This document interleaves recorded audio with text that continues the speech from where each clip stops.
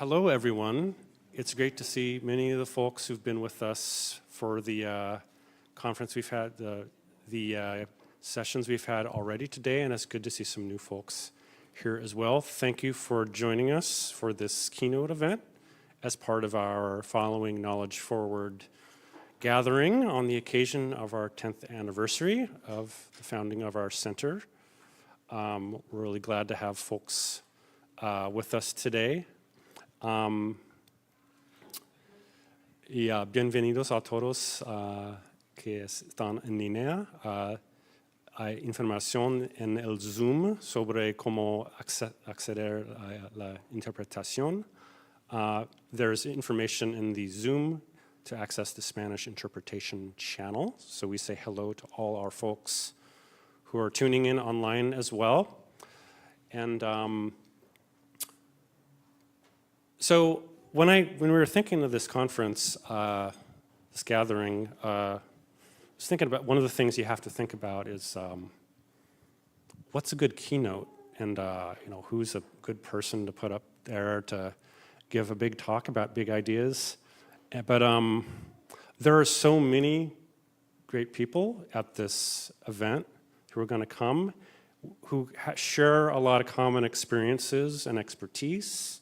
And it's really the whole room here. But I wanted to, since CNAIR has been around for about a decade now, I wanted to especially feature some people, some Native Nations and language programs who we've had the honor, good fortune to work with for a long time. So we have 4 folks here. I'll have them introduce themselves in a moment. There were a couple other folks who were going to be here from North Carolina. They were not able to make it, but they send their best regards. But we got a great wealth of expertise and good stories to share here.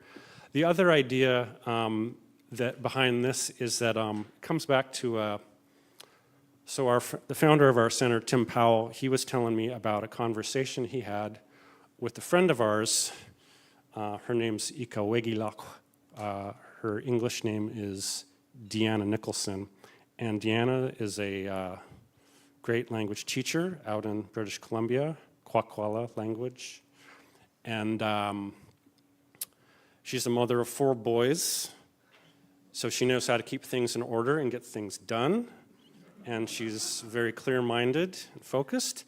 And Tim was asking her advice on thinking about putting together a gathering, an event, and the way he was telling it was that he asked Deanna, what would be a good way to do that in a way that'd be kind of useful for, interesting for people, the kind of folks that we really work with at our center.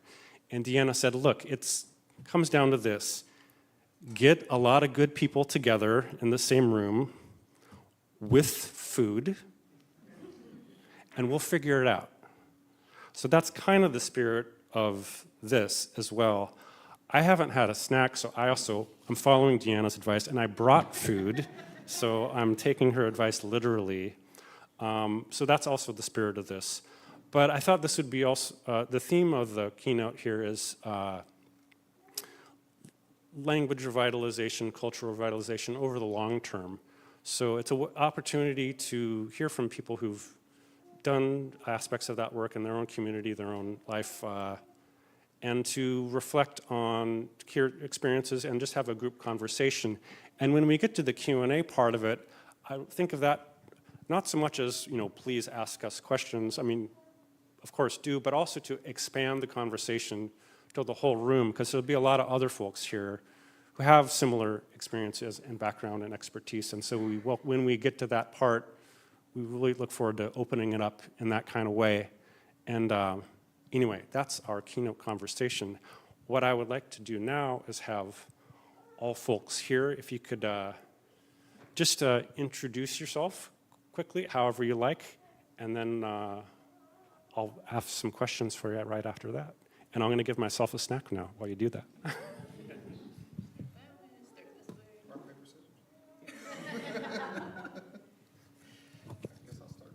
Henny ima Ryan Atisa or Bashu Ryan Ayonche.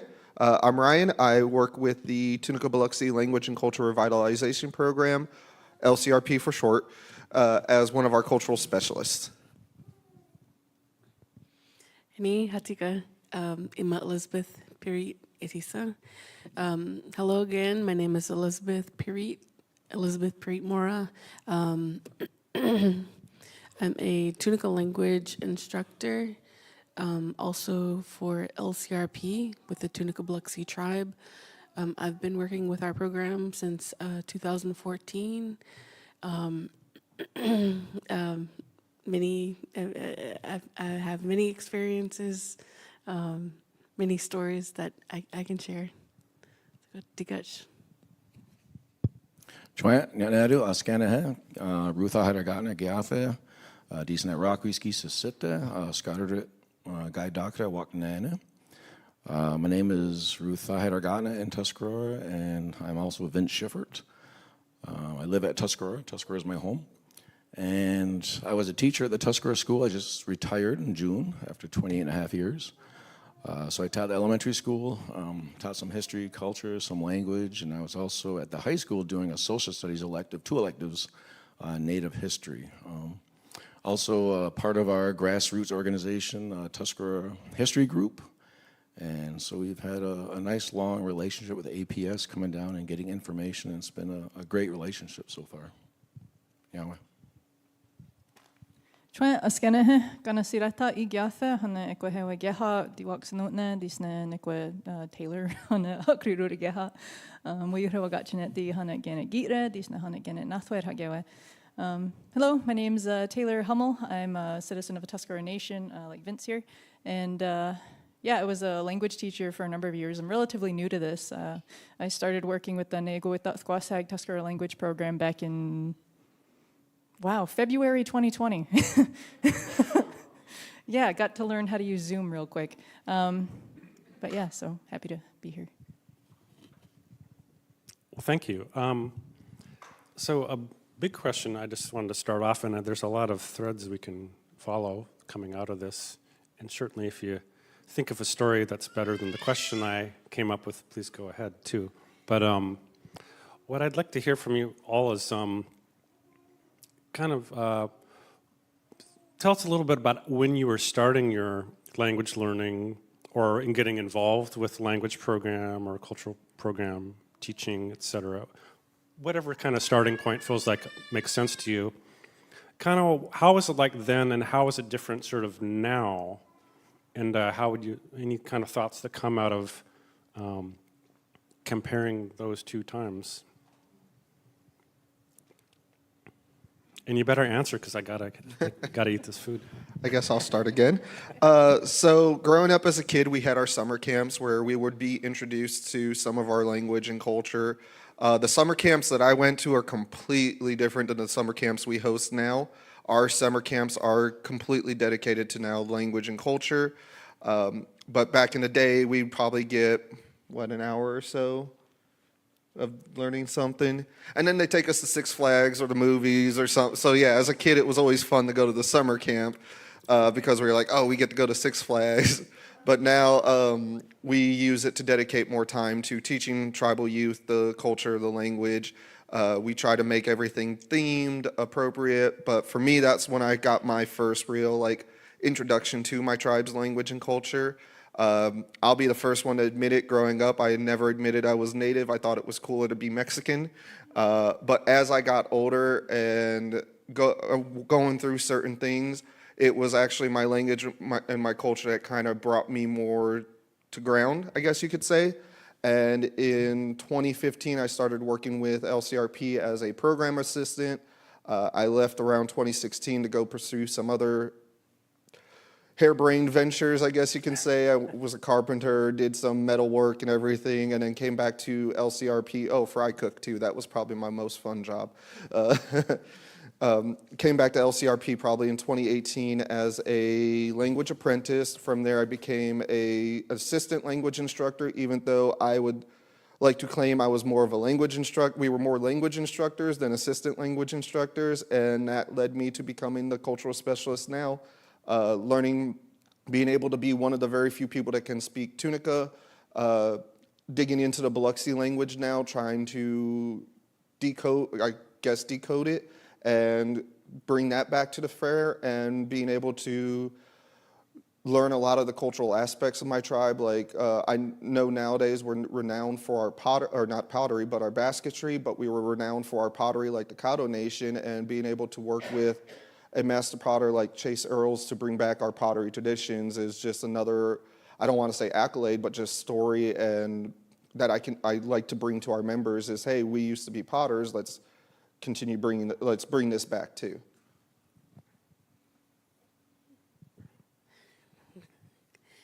Okay. Well, I also remember those summer camps, but for for me, I grew up watching my mother prepare for those summer camps.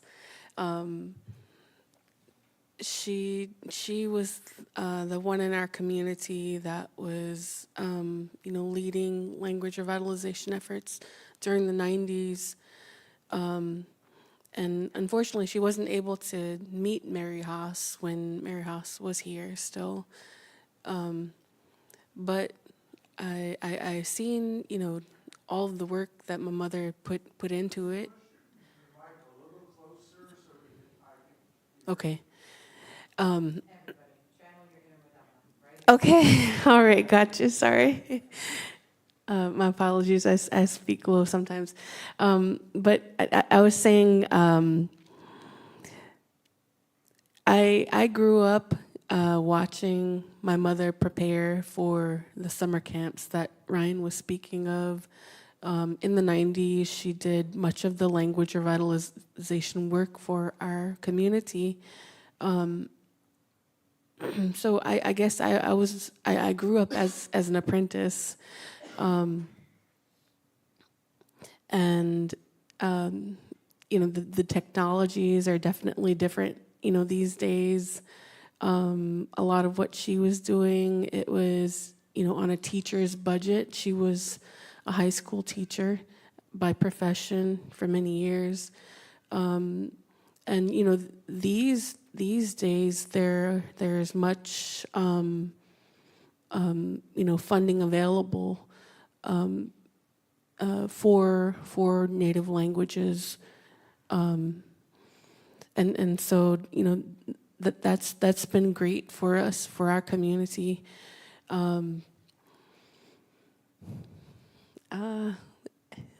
Let's see. Yeah, I'm not sure where to go from there, but I've seen all the work that she put into trying to get our community to a certain point, to teach the people in the community our languages, because in our community we didn't have speakers that were living at that time, so we still are working from language documentation, and so working with archives is very important for us. And all of what I've seen growing up has led me to where I am today. So.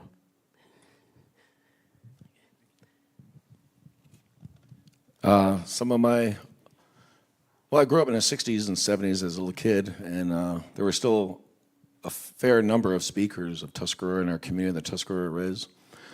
But in my family, my mom's oldest sister, my aunt, was the last fluent one.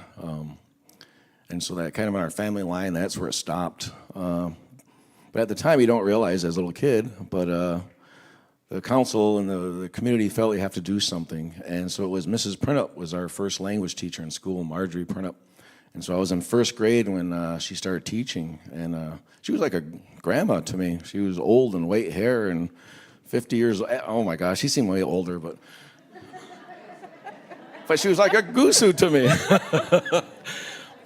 But now that I've retired, I think back, oh my gosh, she started teaching in her 50s. That's unbelievable. But she had this love for our language, and the council chose her because she was always writing language down. She told me the story. I used to visit her later in life, go to her house and visit, and she said she's always writing language down, and one of the chiefs noticed as they're visiting her dad.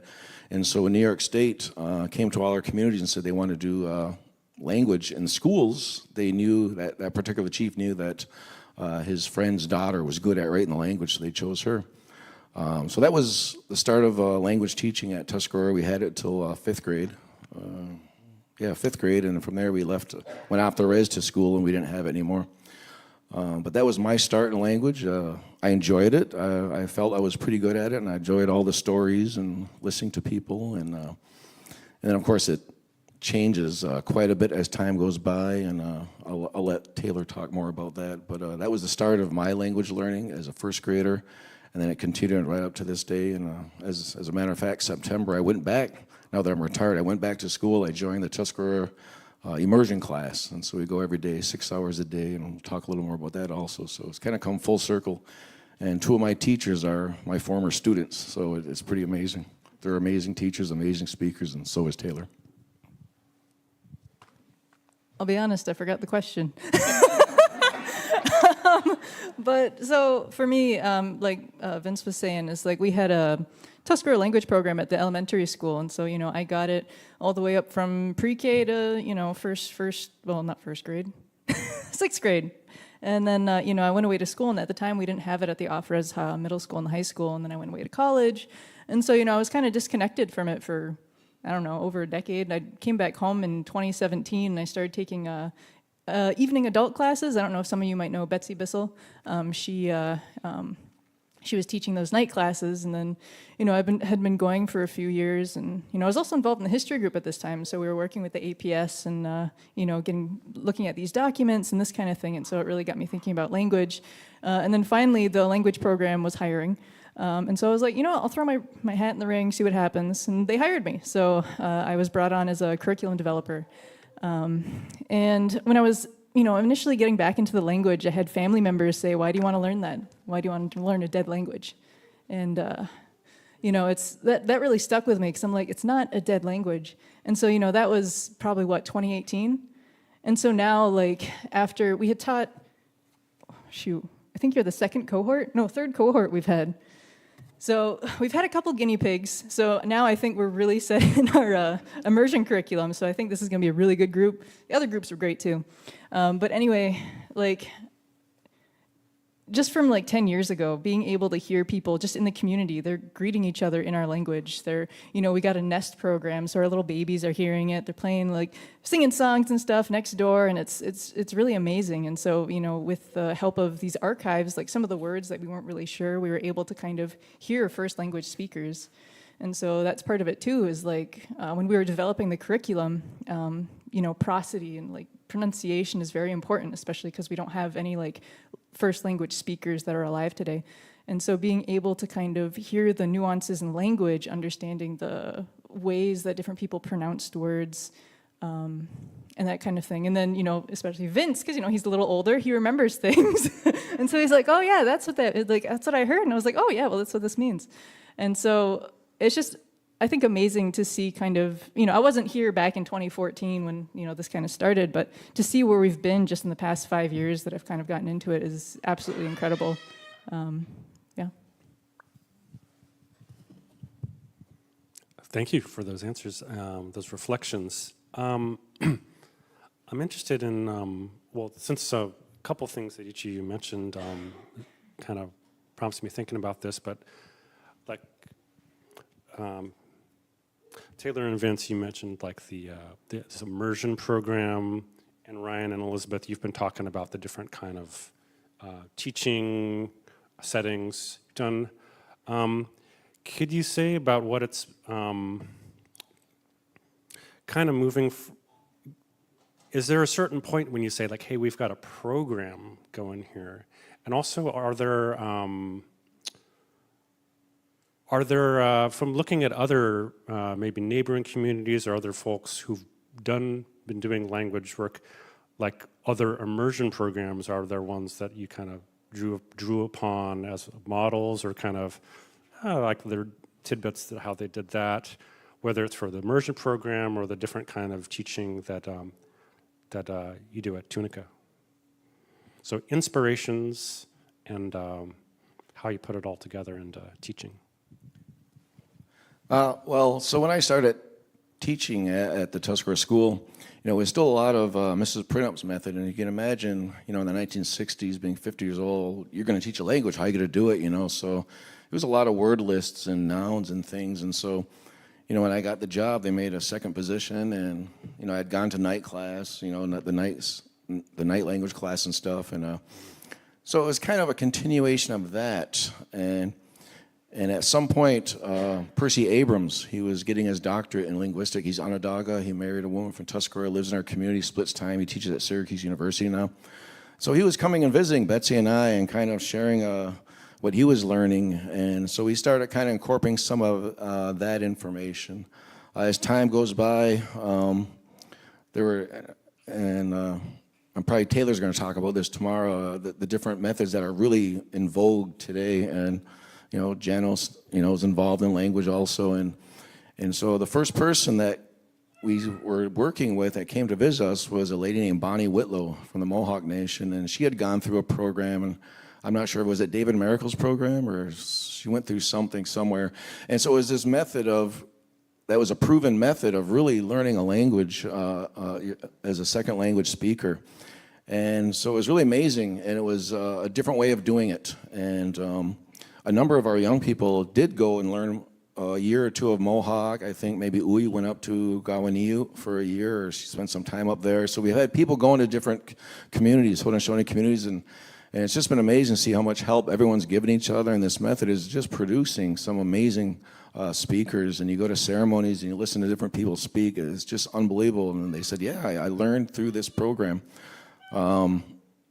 Now, the program that she taught and the program that I'm going through, I don't really know their history, but I do know Damian Webster from Tonawanda. He's helped people there's just so much help from different communities on revitalizing all of our languages. It's just really something to see in Haudenosaunee territories, how much help and how much everybody's improving, and we're all in this together.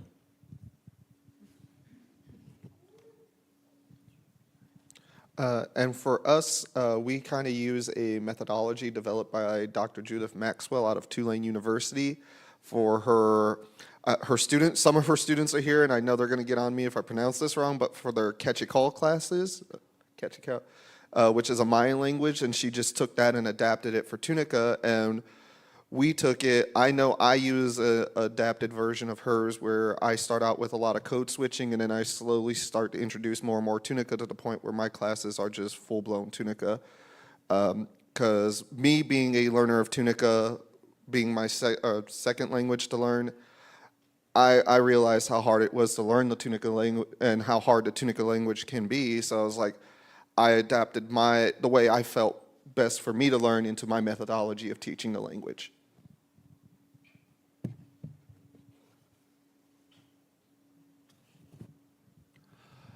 So you've all mentioned in various ways the role or that archival materials can play in relation to language learning, but you've all looked at all sorts of different kinds of archival documents. Yes, here, but probably other places too. And sometimes the way they were written down by a linguist doesn't quite lend itself to just throwing that right into a classroom.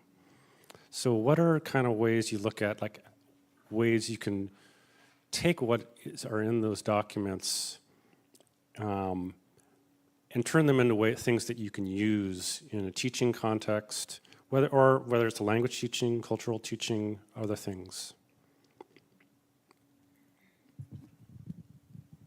So I can kind of speak to this one. So when we were teaching it, we were still kind of, I guess, shopping how to teach, because I wasn't a teacher when I was brought on. And then my coworker, Christian Burnham, also didn't really have too much teaching experience. So, but one of the things we tried to do is when we had the recordings, we were brought on initially as like curriculum developers. And so we had this project idea where we would kind of chop up some of the recordings.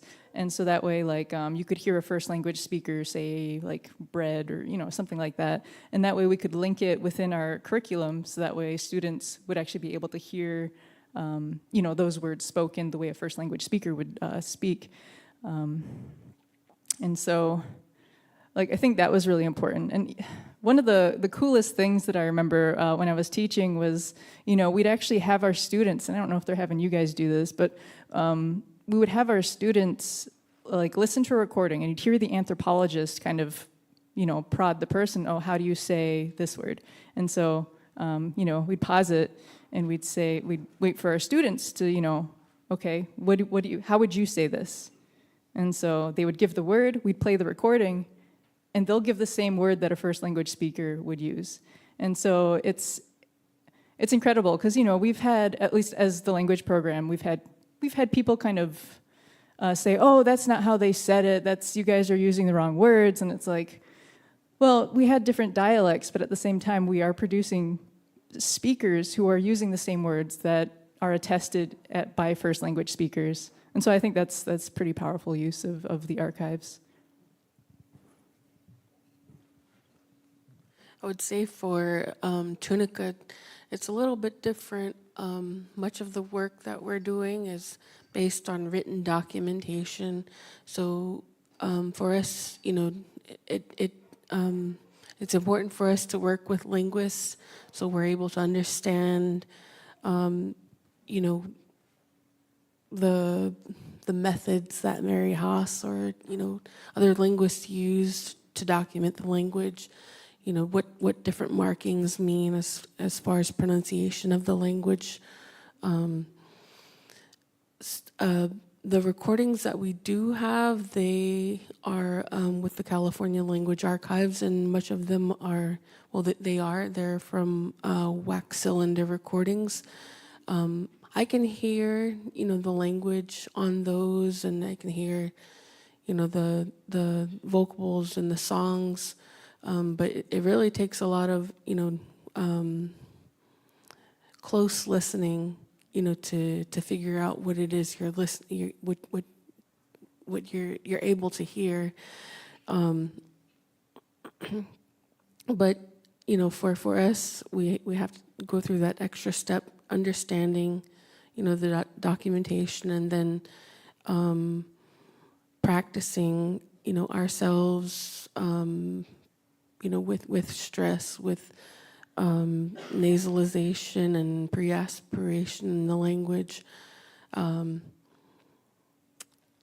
think I forgot the initial question also, but yeah, so that is how we're working with archives in Tunica language revitalization, and as we work more with Biloxi, we'll go through that same process.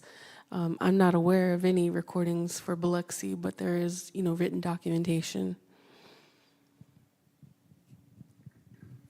First time I came here was in the early 90s with Rick Hill. And Rick Hill is an amazing researcher and does a ton of work. And the Tuscarora Nation, or somebody had heard that there was recordings here in the early 90s. And so they got Rick to come down here. And I was just getting into wanting to learn language and history and all of that stuff. And so they had me tag along as to learn from the old guy who knows what he's doing, Rick Hill. So it was a great trip. APS brings us down here, and we get here, we get to the hotel, and I'm all excited, the young guy, eyes wide open, and we get up to our room, we open the door. It was just a wee little skinny room with one twin-sized bed. And I was like, oh boy. Rick must have seen the look of horror on my face. So we go back downstairs, and they talk about it, and they figure it out. So we go back up, we get a new room. It's a regular size room, two beds. And so, and there we go. And so that was how close it came. If we weren't able to get another room, that would have been my first and last trip to the APS. So I'm glad to say they've upped their lodging budget. Today we have fine rooms. Good job, Brian. But we did get tapes from that trip. And the one thing, I think, to try to answer his question is our adult language classes, we call them adult language class, but at this point it would be Betsy, myself, a few other people, and for elders, Howdy Hill. Our speakers have been Howdy Hill, Shirley Chu, and Dorothy Printup would be there. So we just play these tapes over and over of these stories I mean, there's word lists too, but the stories is what captured their imagination. All these old stories. Some were history stories, some were legends. And it was just amazing to see them just close their eyes and listen. And we got tons of good stuff out of those sessions. And unfortunately, we didn't tape those sessions. We should have, but I have tons of notes on, the things that they added to those stories. And so that was a huge piece that we fell in love with this place and how good it could be. For me, working with a lot of the APS material, especially Dr. Haas, made me want to improve my handwriting a lot. Trying to just decipher what she wrote gave me the biggest headache. I think at one point Andrew and Patricia were probably tired of hearing me about it. But because, as Brian mentioned earlier today, they've been working with us to digitalize a lot of her work. Being able to bring that into the classroom now as like to show students, hey, this is what we were working with, this is what y'all get to work with now. You get the easier format, but this is what we were pulling from. It's gonna be a great, especially now that we have an uptick of memberships kind of getting interested in the language and the history and the culture. So just being able to have that available for them too is gonna be astronomical for us. Thank you, everyone. Vince, I didn't realize that you'd come down all those years ago. That story of the little hotel room really puts a new flavor on the phrase, your language learning journey. Well,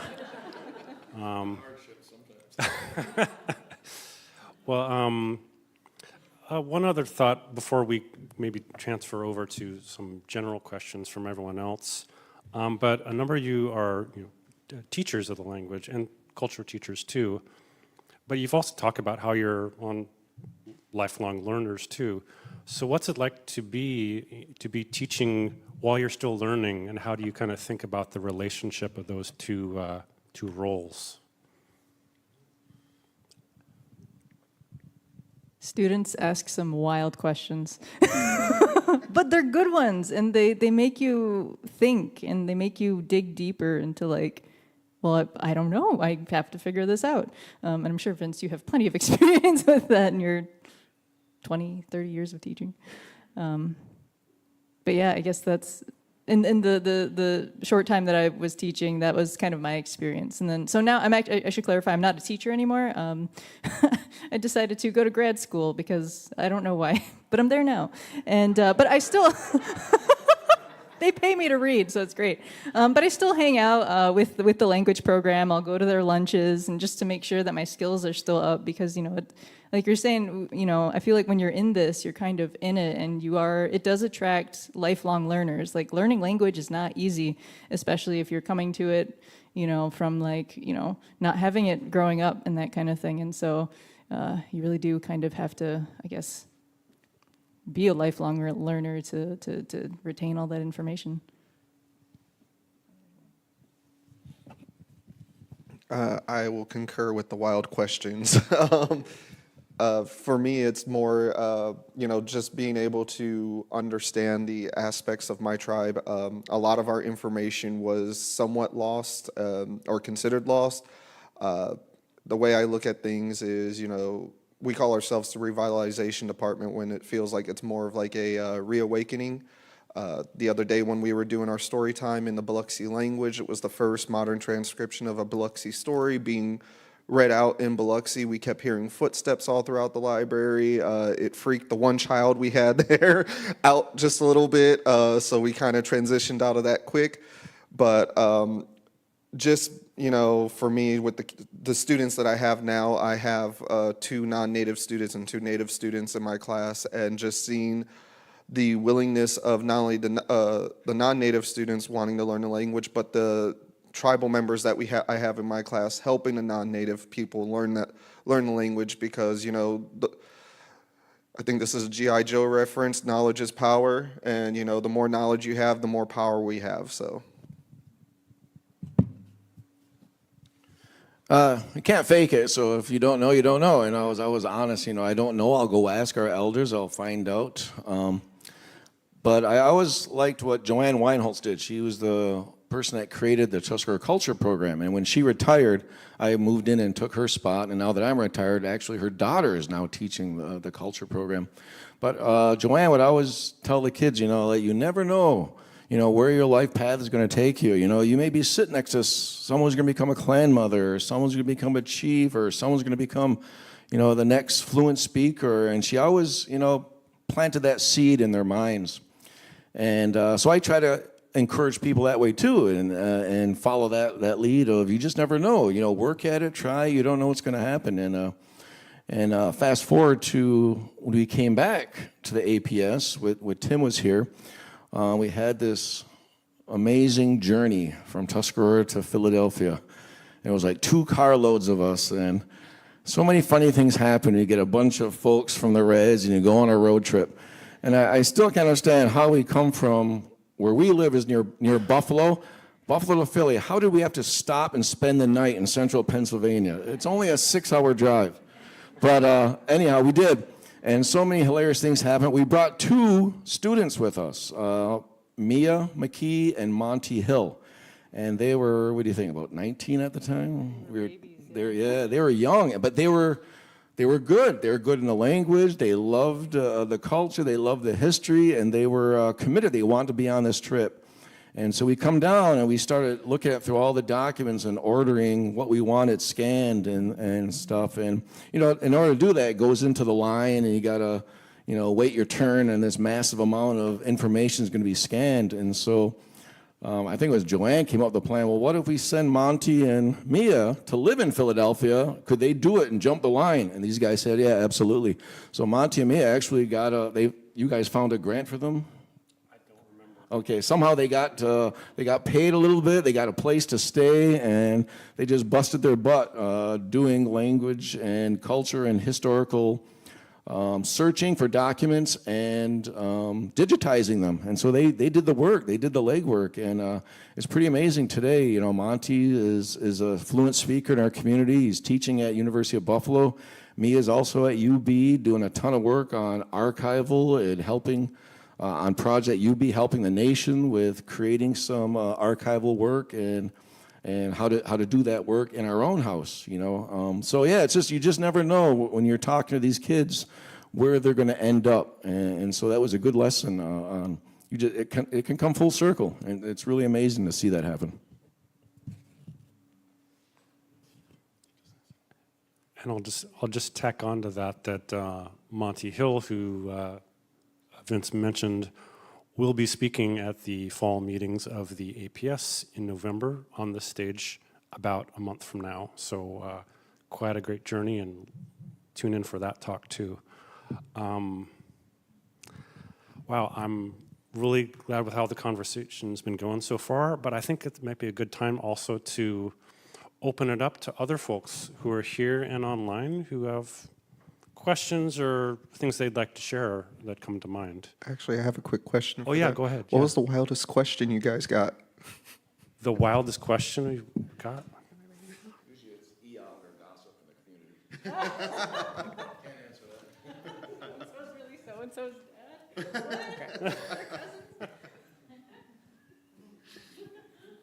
Okay. Hello?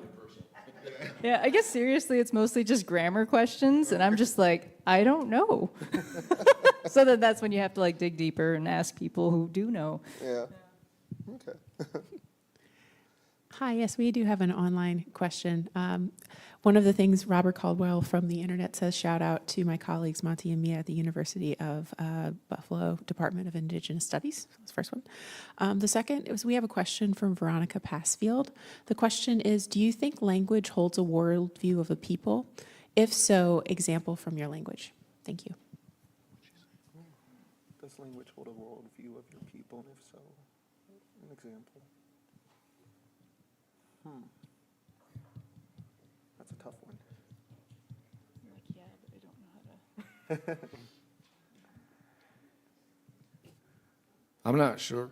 This doesn't sound like it's on. Is it really on? Okay. I'm not sure what she means by, or he means by a worldview, or I don't understand the question. I think they mean does the language represent our people? To to that, I would say yes. Like, language is your culture, just like culture. Culture makes us who we are. So the language makes us who we are. And the way it represents, I guess, the Tunica-Biloxi is just the strength and survivability that we have. We've been pushing for 10 years to have a textbook made. We finally got it made.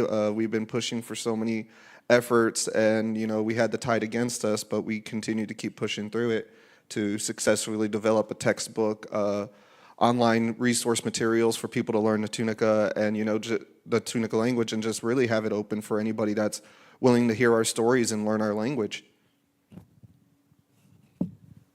So I'm not sure if this is like an answer or an example, but it's always kind of neat as you're learning language and you see what the elders said about it, and if you can relate some stories and some actual hands-on work in that topic. And so one example, this person asked for an example, was when we were kids, Mrs. Printup taught word lists, and you learn the months of the year, and Ganaharekia was the month of March, and she said it translates till corn planting time.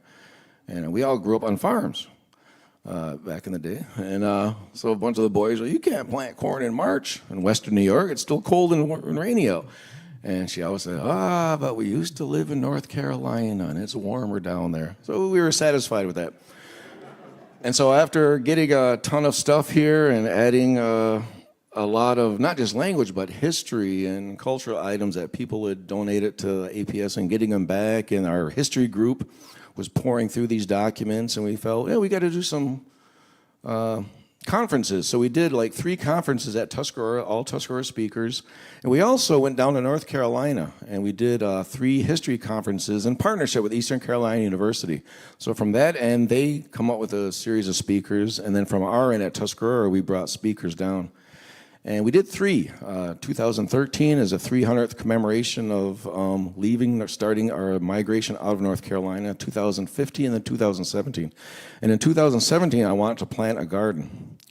And I thought back to what Mrs. Printup said. And J.M.B. Hewitt recorded language. He's a Tuscarora scholar in the late 1800s. And in his notes, he said, Ganaharekia was from March 15th to April 15th, and he's using the moon phases. And so I used that as my guide. And so we found land down there to plant a garden at a state historic site, and they plowed it up, got the land ready, and we put corn in the ground on April 15th. And one of the good old boys in North Carolina who was there, he's like, that'll never grow, it's too early. And so every couple of weeks, I'd go down there and take care of it. And it wasn't only about 3 or 4 weeks later, he was singing the praises, telling everybody we got the best corn in the county. And sure enough, Ganaharekia was corn planting time, and it was just amazing to see the language, remember that, and knew that, and we had to experience it firsthand to fully understand it.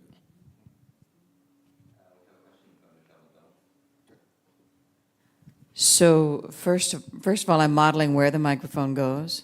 And second of all, I just want to go on record as saying a woman in her 50s with a whole head of white hair is just Gen X. It's not aged. But Brian, the conversation between different categories of material for teaching, audio tapes versus challenging handwriting of Mary Haas, does bring up another question, though. I used to teach early American history, and one of my favorite tricks in class was to take a handwritten document and then put it up on the screen and ask the students to read it, and they're like, no. And then I'd turn around and read the thing from top to bottom, and they'd be like, ooh, that's magic. It's not magic, it's a skill, right? But it's a skill that's being lost. But it's a double problem when you're talking about trying to revitalize a language that itself is waning or has been lost as a spoken language. And now you have the double challenge of much of the documentation for recapturing or revitalizing that language being in handwriting that younger folk won't be able to read. So you're almost teaching 2 linguistic skills at the same time, aren't you? For Tunica, we don't always use the manuscripts directly. We do transcribe those, and we had quite a large project going with, and we still do, with APS to transcribe all of Mary House's notebooks. Even her published materials, we'll transcribe, transliterate those, from the linguistic notation to, how we write Tunica. So I usually, we'll do that first before we bring it into, classroom or for, language lesson use. So, yeah, but it is, fun to share it, with our learners directly. Yeah, and reply to echo back what Liz said. When I show them, I do show them what the original thing was and what they're gonna get. So it's like, look, this is what we had to deal with, but this is what y'all are getting to deal with. But some are interested in just looking at the originals, just because that is part of our history. So they do want to see the original stuff. So that's why I do provide the original manuscripts sometimes too. I will say sometimes the original manuscripts actually, even though we might type them out in our modern orthography, the original manuscripts will sometimes have, like you can see pronunciations, and we're lucky in that we have also recordings, and that you can kind of fine tune your hearing. So for instance, you'll have speakers that there's this CS sound, like SI, I think is how Wallace might have written it. But the way we write it in our modern orthography, students will sometimes, it's like a sh sound, whereas you can hear, like first language speakers will pronounce them separately. And so it does kind of help to both have the manuscript in addition to the recording, you kind of use them together. And so we're fortunate in that way.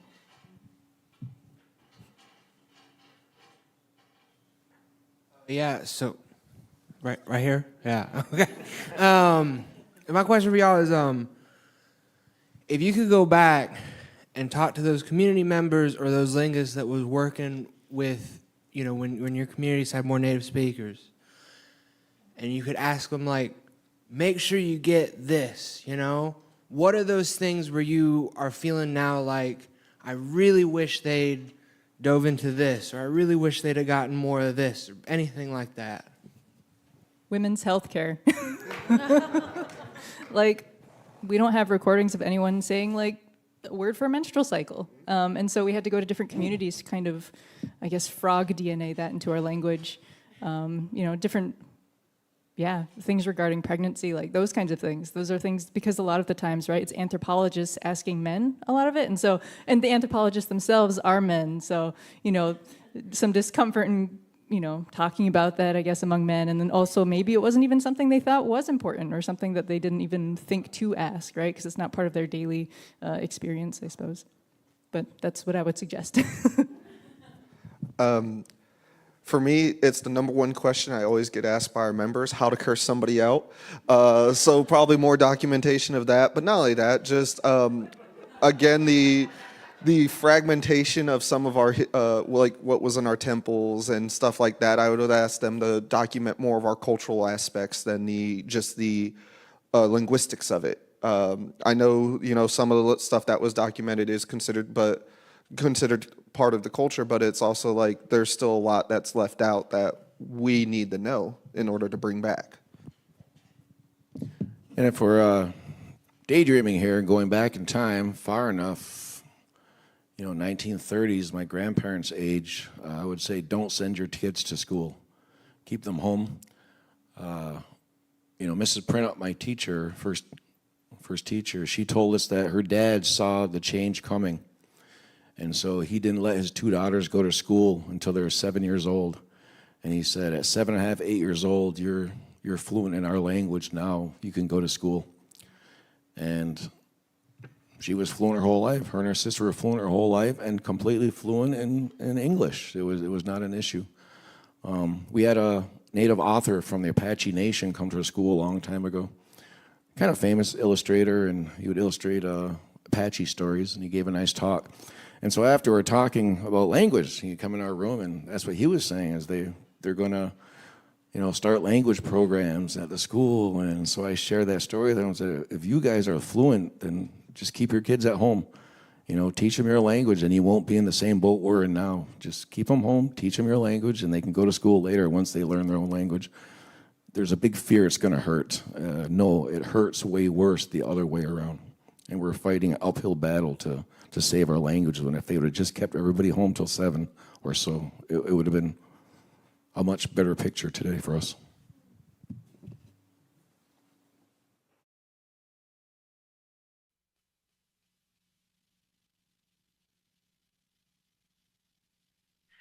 Uh,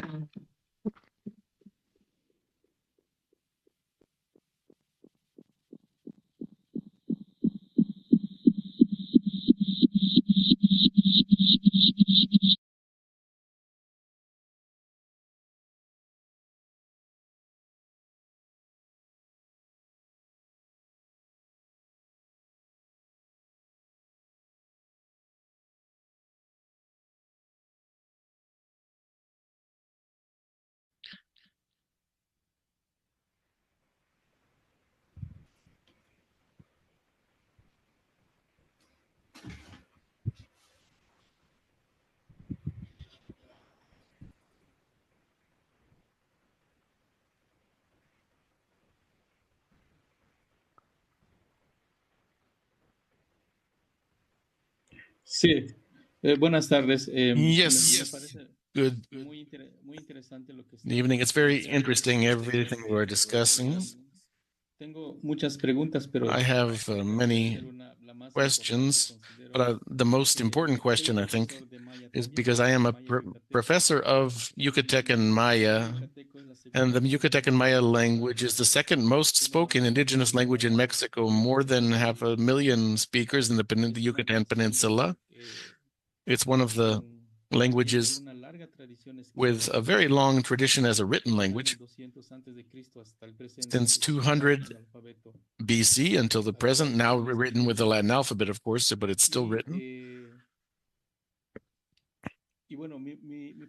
And my question specifically is, or my concern is, government plans and plans through the educational system in the Yucatan to teach Mayan. It doesn't look like they're working. There doesn't seem to be an interest here, either from the teachers, especially at an elementary school level, or from the students, in addition to the fact that there is this generational gap. The parents are no longer transmitting the language to their children for various reasons. One of them is this long colonial history of racism, prejudice in practically all of Mexico. I'm hearing that what you all have done, it sounds like it's been successful, and the students are interested. But my question specifically is, what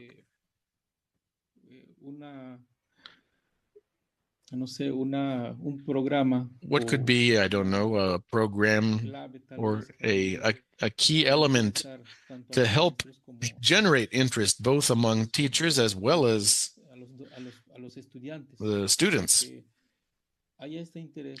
for them to become interested in the language and for the Mayan language to not be on the decline, for us to not face the risk, as many of you have faced, of losing the language, but for us to move in the right direction, because our native speakers are also, they are reduced year after year. There are less of them.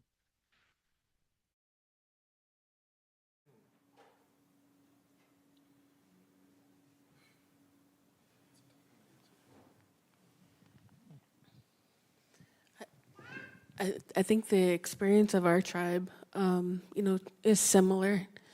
Our tribe faced a lot of discrimination over the years. I would say probably early 1900s. John Swanton wrote that there was about 6 speakers of the Tunica language. And in Louisiana, Louisiana has very heavy French influence. So first, indigenous speakers, were in fact affected by the influence of French language. So first, indigenous speakers learned French language, but then, when the U.S. government took over, Louisiana, then it was English. For many years, families, felt the effects of that discrimination. I think we still have a lot of work to do within our community, but I think we've made, a lot of, we've had some success.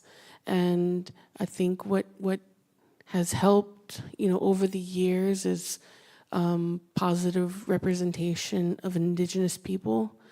And, that's these days that's more widespread. You'll see indigenous actors, musicians, artists, people represented in a positive manner, and also support of indigenous languages. So these things, have helped us here in the U.S.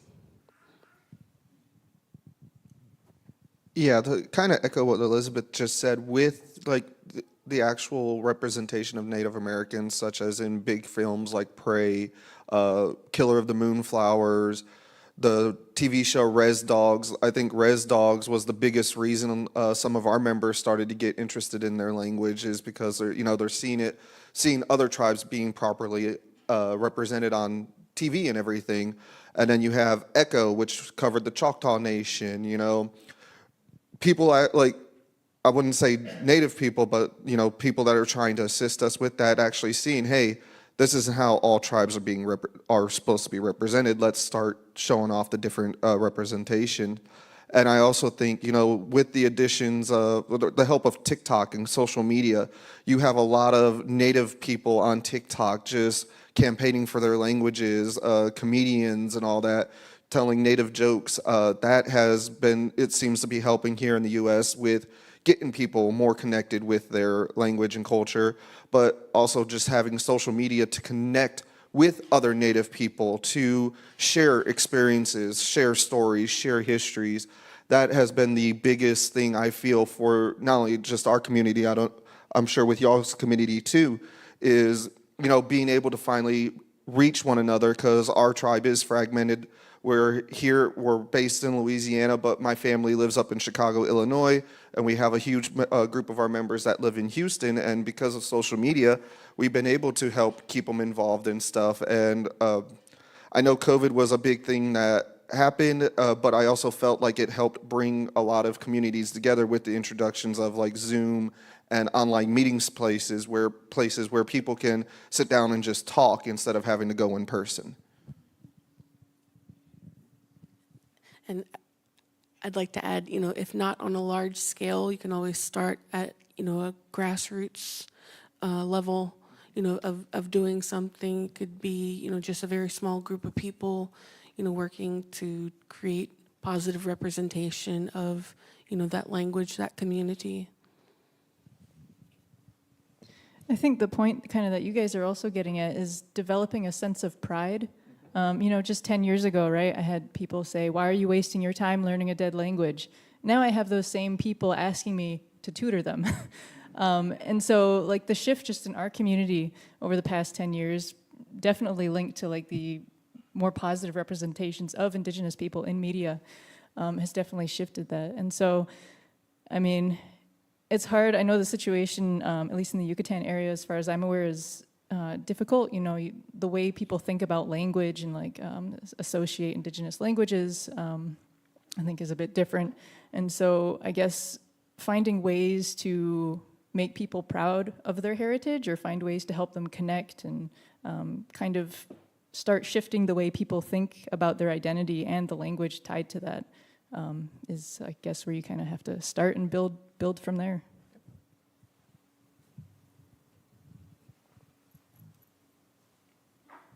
the last one, I guess. So for Elisabeth and Ryan, I'm doing also summer camps in my community in Mexico, Mixtec, for children.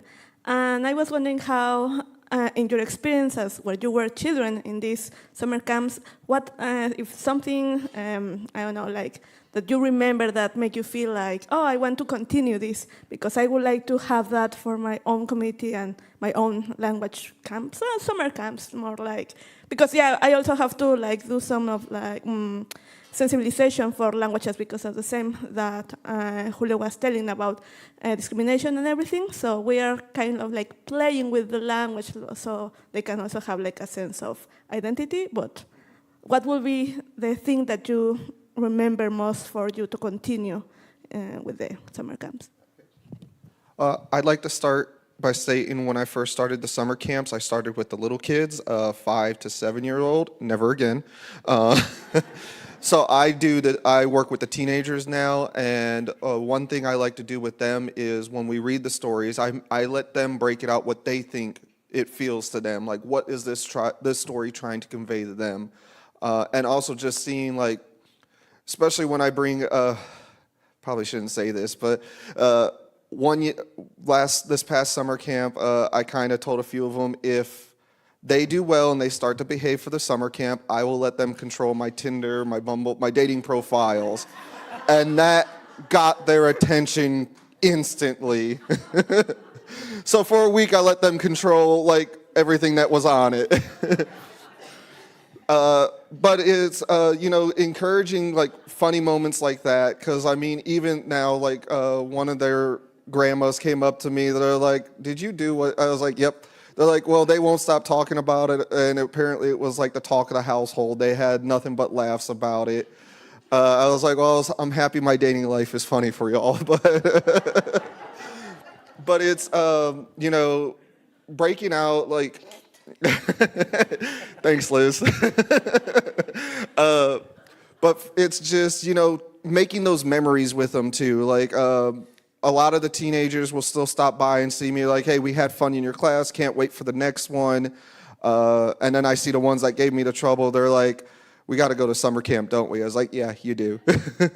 But we also, it's also seeing what they can do with it afterwards. One of our tribal youth actually used the Tunica language and it helped him get a job with ESPN.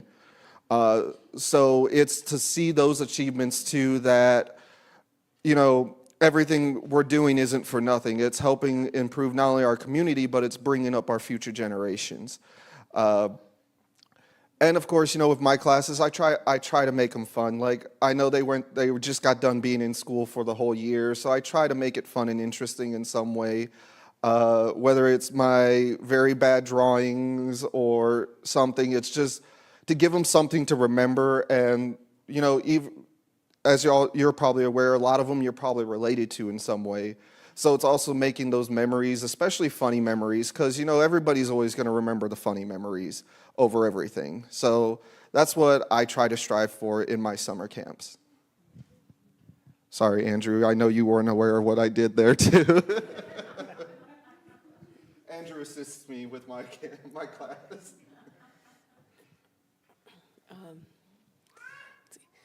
Seeing the kids that we've worked with, one in particular, he must have been 3 years old. Sorry, it's here.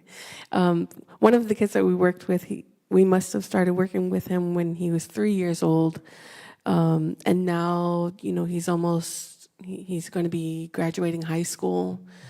But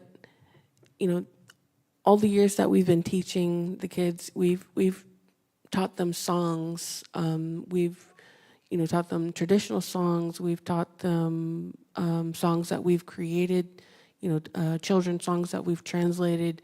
And those were the things that always stuck with them. Even if it seems like they're not interested, they think it's not cool, it still sticks with them because they'll go home singing, or, in their free time, they're with their cousins or their friends, and then they get together and they're dancing. And they're creating, like their own version of the same songs. So that's been something that's worked for me. Okay. Yes. Okay.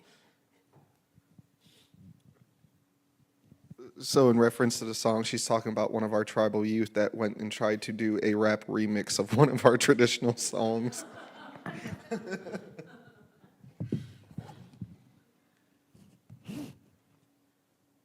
Well, that is a wonderful, we could keep talking for another hour, I'm sure, but I wanted to please join me in thanking everyone for their thoughts.